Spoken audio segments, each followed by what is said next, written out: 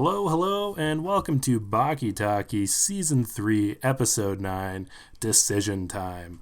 And with our special guest host, Lindsay. Hello. Oh.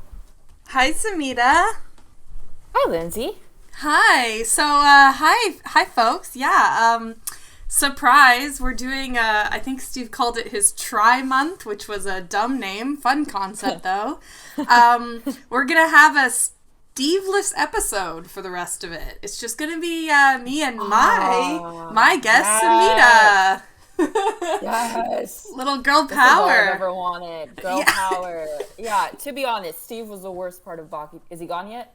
Is He still here? can't hear you, so. Sick.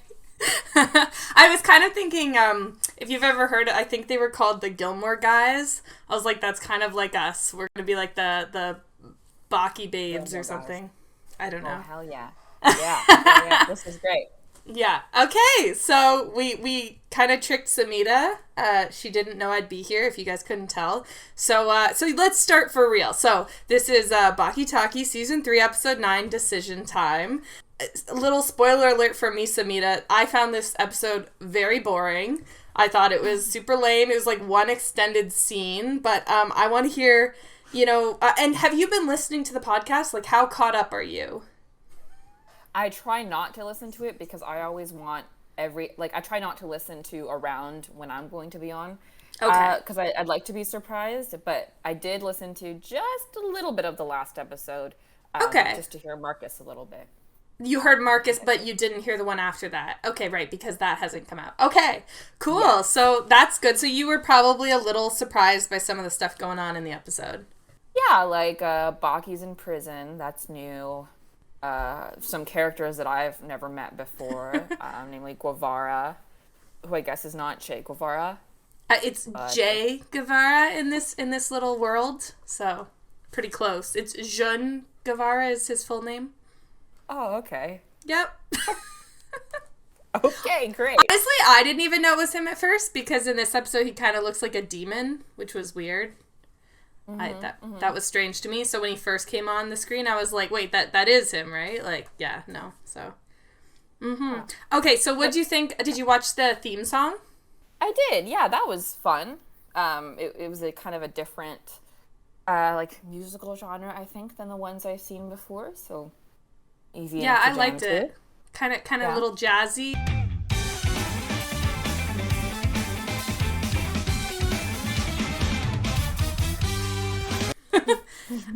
Yeah, I like that one. I was saying, I liked how it had some good color theory going on, putting different colors. Color theory. Yeah, And then so I've heard all the podcast episodes, and they keep talking about the prison and it being like what's it called? The Black Pentagon. The Black Pentagon. And it's funny, it was the first time I got to see it, and I was like, to me that just looks like a big, like, star. I don't know. I kind of saw it as like a big star prison, so. Editor Steve just popping in to say he can't get rid of me that easily. And I'll never miss an opportunity to talk about the Dark Pentagon. So it is a pentagon. However, there is a citadel around its shape, so there is a star around the pentagon. But it's still very much a pentagon to rival the White Pentagon in Washington, D.C. Yeah, and did they say that this one was supposed to, I don't know if I'm making this up, but is it supposed to be like maximum security, like really intense? I mean, yeah, it's supposed to be like Arizona prison, but then also that's just become, this is where the toughest of the toughies are kind of thing. I am sharper than the Sharpies. I am tougher than the Toughies. I am Scrooge McDuck. I don't know. So, it's sort of unclear. This is where Oliver, like, lives. So, I don't know if you remember, but he, like... I do, yeah. Yeah, you had him in your first episode, I think, right? Yeah, that was his introduction. And yeah, so that cell was at this prison. Oh, okay. Yeah. Doesn't seem so maximum security to me. No. Okay, so tell me about, so the first scene, we kind of start off in the middle of where we left off, and I'm not even going to give you more context. So what did you think was going on? Yeah, okay, so we open to a prison fight, I guess. Jay Guevara, has been being beaten up by Biscuit Oliva. And so we open to a moment where he's almost just about to be defeated. He's remembering his people, his poor people, he says. My poor people.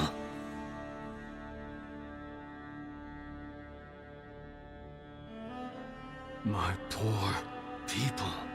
He's remembering his journey to get here, and that all helps him suddenly summon up a lot of strength. And then he gets up, and people are in awe. Yes. And Biscuit makes a fist. He's making a fist! He's making a fist! He's making a fist. He's making a fist, the people say.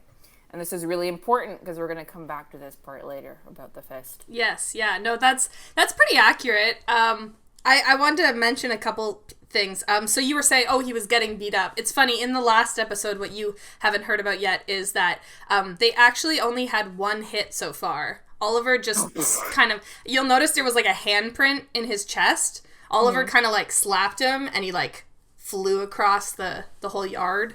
So that's the only hit that's been in the fights pre this episode, really. I think there was one punch to Oliver's face or something, but they were mostly just playing this weird gentleman's game where they would hold a hanky. Loser lose, Gilberto style. I'm not making that up. Okay. Yeah. Okay. And then the other thing I was dying about was when he started doing like, my poor people, my poor people. I literally was a little bit confused. I don't know about you, because I was like, are you saying like your poor people won't have you, or are you just talking about the poor people in your country? Because then it flashed to like a bunch of skeletal looking people who clearly had like no money and stuff. But then I was like, is your whole town like that, or are those just the poor people you're fighting for? I don't know. I got a little taken out of it. I was a little just wondering about his weird world he lives in. Yeah, his island. I mean, I just assumed that he came from a really impoverished part of the world, and that his journey here, his imprisonment, all of that has to do with him trying to make a better life for his poor people. So like, I don't know, maybe when he's done his time he'll I don't really know. The thing is, that's wild that this was like 2 punches and he was already like on his deathbed. Yeah, it hasn't been, it's been a long fight, but not a long fight, more just a long scene between quantity over quality. Yeah. Even if one of the prisoners did try to escape during all this, I still wouldn't take a single step away.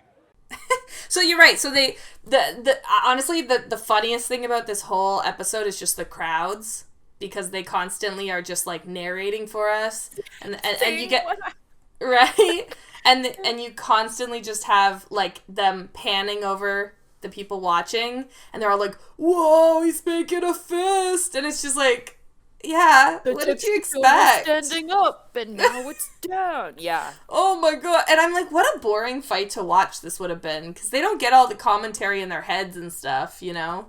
So I don't know. That is so true. I thought it was so funny. Okay, so he makes the fist, and then Guevara kind of makes like a pointing, I think I remember. And then everyone looks over where he's pointing, and what do they see? Do you remember? Yeah, that's the aforementioned tuxedo that was standing, and then it falls after he points. Oh, that's the tuxedo. The tuxedo was standing that whole time, but it fell as if on command. So I don't really know what the deal with the tuxedo is. I think it might have to do something with the lady in the bride's wedding dress, perhaps, but I don't really know. So I guess he destroyed. I don't know. So I'm now. pretty sure the tuxedo comes from, that's like what Oliva was wearing when he came in, because I remember them talking about he like breaks out of it kind of Hulk style, but I really have no clue why it matters that it was standing on its own and then fell on command. I don't really know if that's impressive for Guevara, like pointing at it, or I don't know. Like, I don't know what that means either. Maybe editor Steve will come in and explain it, but Editor Steve here. This actually ties into a theory I have about Che Guevara being a windbender. Oh, we don't need to talk about Steve. Okay, rude. Whatever. Okay, all right. Steveless episode. Sorry. And then we get some fun, and by fun I'm air quoting, but it's a podcast, so you can't see that. We get some fun talking about barehanded fighting, human history, which eventually leads into like talking about using the ground as support. So what did you think about all those monologues? Yeah, like I was listening, but I was like, oh my god, this is too much.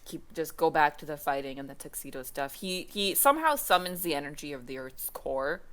Even Chinese martial arts, which boasts a history spanning 4,000 years, uses the surface of the ground as support. Nobody really recognizes the Earth as the greatest possible support.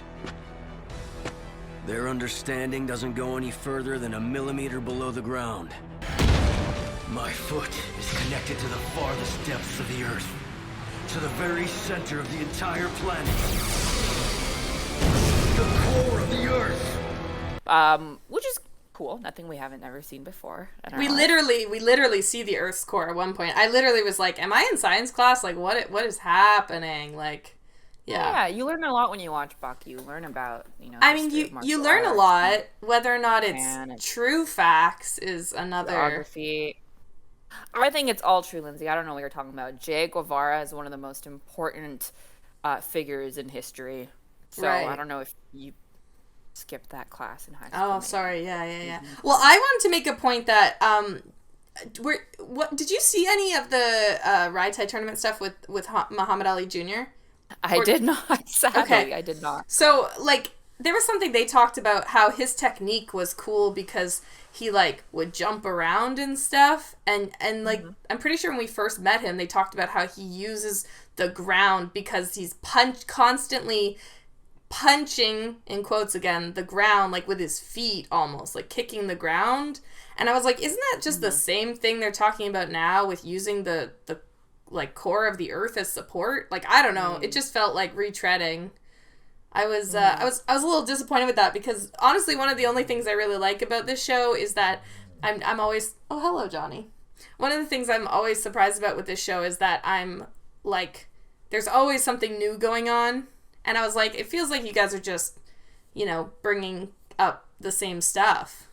Editor Steve, I just want to clarify that although Muhammad Ali does kick the ground, he is just barely using a millimeter of the Earth's depth, while Che Guevara is using 6,000 meters, 6 million meters. So, there's a lot of differences there. Can't you make up some new stuff, I don't know. Yeah, it's the writer's strike. It's the writer's strike. Yeah. Okay. So speaking of the writer's strike, what did you think of the next part? When someone started, do you remember who was bowing to? Yeah, I do. So he beats up Biscuit Oliva. Everybody's cheering. Mr. Bush bows down, and correct me if I'm wrong, but is this a Mr. George Bush Sr.? I think it's just Bush, like the second one. Junior? This is Junior? Yeah. He was president at the time this came out. Originally. Like the manga, I think. Wow. Okay. Yeah. And then so Yujiro's there. Yujiro's there. They both are bowing down. They both are like, oh my god, you're so strong. You're just the best prisoner ever. Hey, Guevara. Huh? This guy wants to congratulate you. Mr. Bush? I'm no match for you. Please forgive me. Oh, and someone else wants to say hello to you, too. What? Hey there. They say that I'm the strongest man on Earth or whatever. But it isn't actually me. It's you. Right, Guevara? I know, it's so obvious. Yeah, right? And then this turns out to all be a psych moment. It was all a dream. Guevara actually has, in fact, been punched by the fist that was made that all the prisoners had announced. So, Which jokes makes on me us. which makes me question the tuxedo again. I know I'm harping on this, but I'm like, was that part of the dream? Was That all was part of the dream. the tuxedo, you think? Yeah, I think the moment that he made the fist, I don't think he was just standing around at all holding his fist up. I think he made the fist. We're talking about Oliver. So Oliver actually in real life made a fist and then immediately, or seemingly immediately, punched Guevara, and all the rest of this stuff was kind of a dream. Yes, I believe so. That is my working theory. I think you're right. I think that's what I got too. Once again, I just think this would have been the most boring fight for these audience people to watch. You know what? I take it back. They're prisoners. I feel like they don't get a lot of entertainment. So even a couple big punches would probably be like, whoa!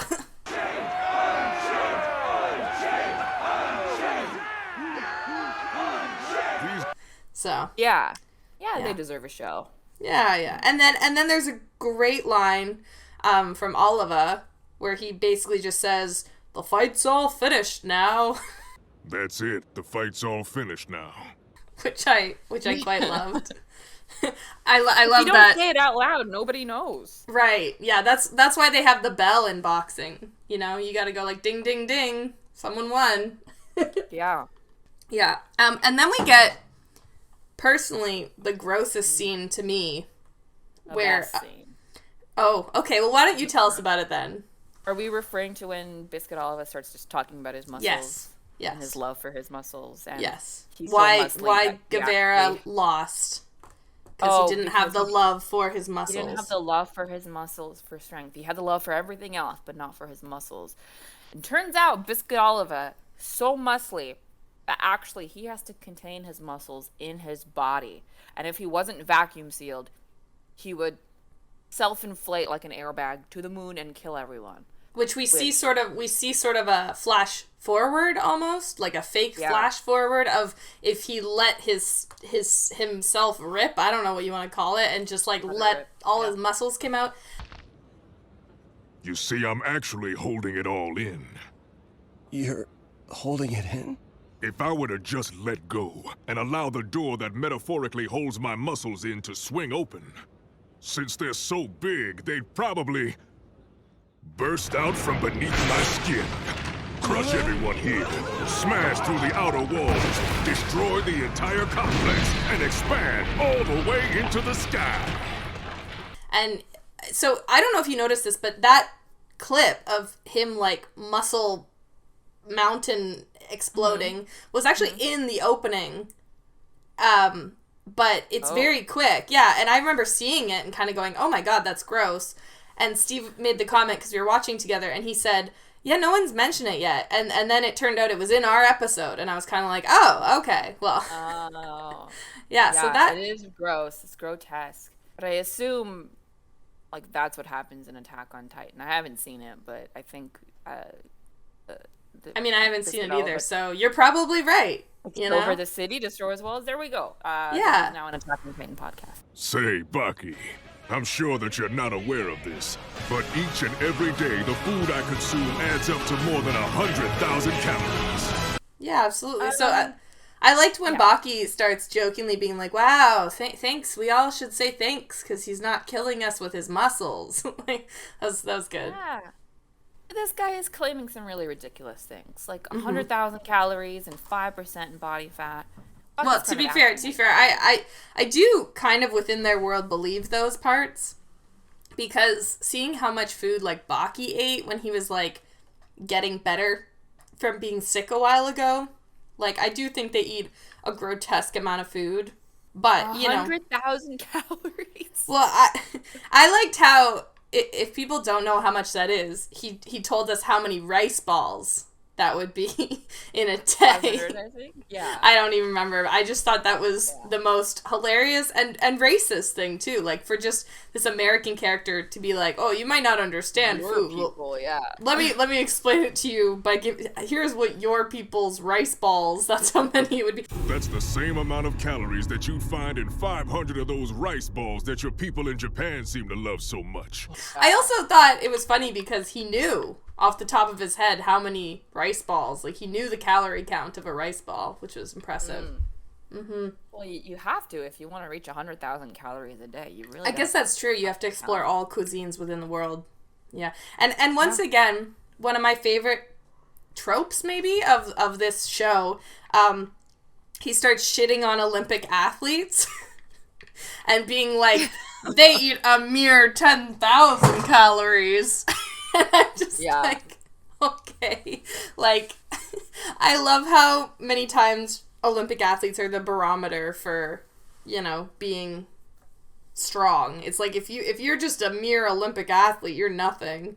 So that was fun. This kid Oliver relies on putting down other people to lift himself up. So, yeah, he is kind of a bully. You're right. Yeah. Yeah, unlike the other really big, strong guys who are all totally nice guys. Yeah. Yeah, including those death row inmates. They were cool guys. I had a thought through this scene after I was like, ew, gross. I had a thought that maybe that's why he had to choose Maria is the girl's name, the woman's name, because she is huge, and I thought about, well, if he actually was some sort of muscle monster giant thing, maybe he also wanted a woman who would eat a like 100,000 calories with him a day, and like but then he just turned around and was like, actually, I lied about that, like my muscles wouldn't be that big. And I was like, wow, what a waste of 10 minutes. I have to apologize to you for exaggerating. I lied. I'm not really bigger than a building. Yeah, of course not. I know that. This whole episode has just been like, this is what happened, just kidding, and then this is what happened, and then just kidding again. It's for the love of a woman. So that's true. Was there anything else? I think he just kind of picks up Maria and says, just kidding, I do it for the love of Maria, who's his girlfriend, and just starts carrying her away and singing. And that song was the song that Guevara was singing before, and they talked about a lot in the last episode how it's supposed to be some sort of like sea shanty thing, but it's pretty bad in the English version. Yai-sa-ho, on a moonlit night. Yai-sa-ho, raise the anchor high. Okay, So- yeah, I tried looking it up after, and I saw that it was Guevara's theme, so... yeah. I don't know. That seems a little mean to me. You're right. He is kind of being a bully. It's like Just appropriation. I mean, could be. Yeah, I don't know. That anything else you want to say about Oliver? He's an interesting dude. I'll give him that. I just don't like that, like, he doesn't seem to have flaws. Like, he's a know-it-all. He's strong. He can sing. Yeah. You know what I mean? Like, he needs some kind of weakness or flaw. I don't like him. I think Maybe not eat it. to jump ahead too much. I do know in the manga, like, he has other things, and but yeah, he's definitely set up as kind of like more attainable than Baki fighting and winning against his dad, because that's like the be all end all of the series, I think. But it's like Oliver is like the strongest man in America, so like theoretically at some point Baki can beat him because Japanese martial arts are better. So I think that's kind of how they're setting him up. They want him to be like very, very difficult to beat. You know? I agree with you though. Sometimes annoying. it's nice to see he's annoying. Yeah. All he ever does is talk about himself and how much he knows, and You gotta watch some of his like if you watch the one last episode, you can see he actually doesn't care about himself at all when Maria's in the room. She's all he cares about. He actually does everything for her. So it's I mean, I guess it's character development. I don't know if that's healthy either. That's just No. codependency. Well, if we're talking healthy, yeah, no. Okay, so then so the fight's kind of over, and Oliver's like, okay, everyone go home, and just picks up his lady, who, by the way, looks like she's being kidnapped. Hey now. Like, she looks at the camera like, oh god, and I'm like, isn't that your boyfriend? Like, why are you... Anyways, She's had like 2 lines, not even, and one of those lines was so, and hey now, so like, Once So you were again, kind of like, all right. women in this show, like, yeah, could represent. do better. And then we Kudos cut like to, what, like the next day maybe? Yeah, I guess it's the next day. Their interior cell? prison. Do you want to tell us about that? Yes. So we cut to a cell. The prison guards or whatever are looking around, and I guess Guevara has escaped. I guess he dug some kind of hole and left, which I assume was the inspiration for Shawshank Redemption. And he left some... I guess he left a little note for Guevara and... Sorry, for Biscuit, Oliva, and Maria. I guess a kind of wedding gift or something. And it's some money, currency of his island. Yeah, basically being like, come on down when you got some time. Yeah, that was a weird scene to me. At first I didn't realize... So the thing they're looking in is the closet that Guevara, like, lived in for some reason. Lived in that? Yeah, like, there was like 4 or 5 of them that all shared this cell, Baki included, and Guevara would just kind of live in the closet for some reason. 'Cause I'm a warrior. And I guess he, like, basically dug a tunnel. And to me, though, previously, Guevara was, like, high enough in the ranks that all the guards literally pretended he wasn't there. So I was kind of confused why they cared now that he wasn't there. Because I kind of was like, isn't that easier to pretend he's not there if he's just not there? But they seemed very concerned that he had, escaped. And then Oliva kind of has that whole thing where he's like, oh, he was just being kind because he knew he could leave out the front door. But then that would be bad for you guys. You guys would get in trouble. But if you snuck out, you won't be in trouble or something. I don't know. It was weird. But I was kind of like, why does anyone care that he left? Like, and then we completely take a turn from this season of, like, prisons and stuff, and we're on a beautiful island. Yeah, so Guevara has returned to his island. How? That was my first question. Did he swim? He dug a hole in the ocean, man. I don't know. He dug a hole and he just went all the way. Perfect. I don't know how far his island is, but much to everyone's delight, he is back. And to be honest, the only information we need to know is that while he was gone, one guy had twins, and the pig at Old Lady Sarah's place is constipated again. That reminds me, the pig at Old Lady Sarah's place? Yeah, it's constipated. What, again? What's wrong with that pig? I know, right? What could she be feeding it? Yeah, I literally wrote useless flashback. Because they had that flashback. They were like, Guevara, where'd you go? And he was like, oh, I went to go see Oliva and fight him. And then they had the flashback of him telling them, guys, I'm gonna go fight Oliva. And I was like, what? Why did we need that flashback? He just said that. It's for people like me. It's for people who have podcasts who, they only watch one episode at a time. So it was helpful for me, but all I need to know was that the pig is constipated again. Oh, yeah. Yeah, and it was, for those that didn't watch the episode, it was basically like, they were, like, having this serious discussion about, like, oh, okay, you fought Oliver. Whoa, that guy's crazy. Did you win? And he's like, nah. And then, no hesitation, they go, oh, by the way, you missed, this guy had twins, and now he's got 9 kids, and it, like, cuts away from the island. I was like, is this, like, the end of, like, a comedy show episode? Like, what is happening? Like... That reminds me, the pig at Old Lady Sarah's place? Yeah, it's constipated. What, again? What's wrong with that pig? I don't think we learned anything from that other than he's at home again, which he could have done at any time. All. Useless. We could have cut that out and we still would be able to piece everything together. And frankly, I'm not sure why Biscuit Oliva would want to come spend money on that island. If all that happens is somebody keeps having kids and the pig is constipated, he's not really selling the island, so... That's true. Maybe try again, Guevara. And if he's got all those poor people, why is he giving money to other people? It's like, give that to the poor people on the island. I don't know. Yeah, where were all those poor... You're right. These didn't seem like poor people. Right? They were happy. I was expecting a very different island, considering I'd seen the flashbacks where it was just, like, skeletal poor people. Yeah. And then this was, like, a bunch of hardy pirate guys on an almost looking deserted, like, well, it wasn't deserted. It was more... It almost looked like Greece. Like, it was, like, this beautiful, sunny... And, yeah, and you're like, huh, okay. I don't know. It was very weird. But then we cut back to the prison for a total tonal shock again. And in this scene, we're back to something from an earlier episode with the, what's his name? Like the guard captain guy, like yelling at all the prisoners, and they're doing a count. You've got no one to blame but yourselves for being stupid.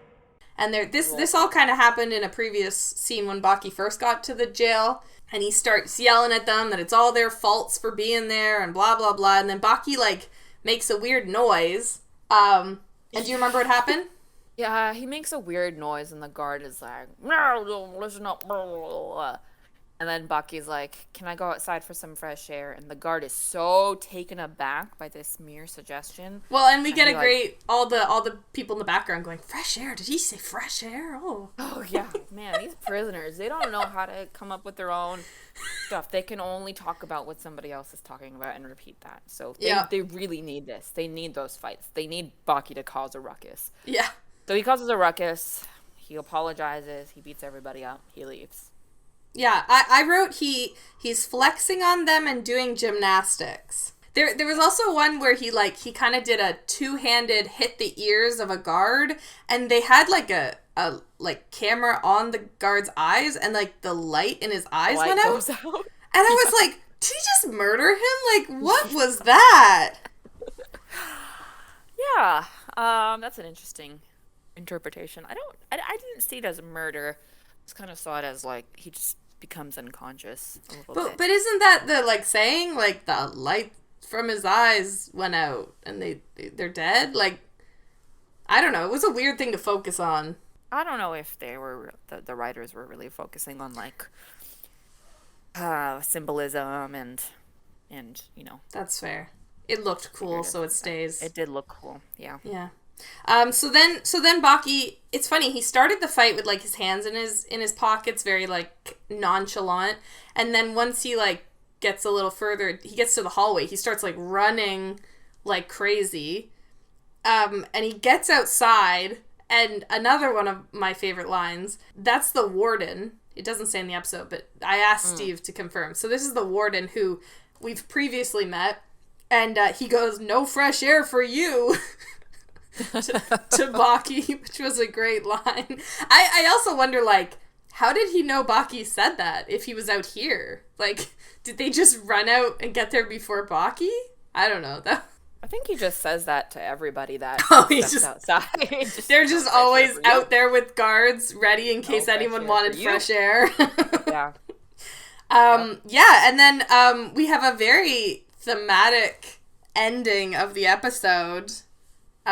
With Baki, I guess this is where the making decision time thing happens. He says something about, "I'm gonna be unchained," which I think is referencing Oliva, because he's called Mr. Unchained. Mm-hmm. But I thought it was very thematic, because then the closing credits literally cut to like a bunch of chains, which was, I was like, oh, wow. Very cool. Yeah. That's sick. Yeah. Chains. I don't know. I thought I might become unchained. Chains, they're pretty scary. Prisons, themes. But clearly so easy to break out of. Yeah. Well, yeah. So what does it say about society and the current problem of incarceration? Well, to be fair, this is from a while ago too. So that this was kind of a newer take on it, because this was in the Bush administration, and so you gotta kind of pre 9/11 or post. Oh, I don't know. I would guess post. I don't know. I really don't know if it says anything about it, because all of our main characters can just break out whenever they want. It really just feels like the only reason they're in a prison is because Oliva lives there and everyone wants to fight him, so they come to the prison to fight him. Because even Guevara says to his buddies on the island, he's like, "Yeah, I went to go fight him, and I lost, and now I'm back." And it's like, oh, okay. Yeah, so. he got imprisoned for that. As everybody should. Yeah, but, I mean, not everyone can just tunnel out just whenever they feel like it. You can if it's this prison that you end up in. They just let you do that. Yeah, it doesn't feel like the most secure prison. If you're gonna get arrested, go there. Yeah, what did you think of the end credits? Oh, I'll be honest, I didn't watch the end credits. That's fair. I was gonna see if you noticed. So the end credits, like it's like the chains. I don't know if you saw those at least come up, and then it just like follows them, and there's like people in the links, and at one point there's like a praying mantis. I thought that was fun out of context, just seeing a praying mantis in the list of like bad guys and stuff. All right. Well, is there anything else you want to say about this episode? I think we have said what needed to be said. Yeah. And I would like to tune in next time to see if the pig relieves himself and fix his constipation issue. That's really what. That's what caught your attention. Right. Gotcha. Yep. Okay. Well, I mean, I'm not gonna do this in a Steve way. I don't even remember what question he'd be asking you for. What is your third time on or fourth now? Third. All right. Well, I've made up my own question, one I thought you'd enjoy. Okay. So I was thinking about. So I don't even know if it's very clear, but in this prison, there's like a ranking system, and so Oliva is number 1, and Guevara was number 2.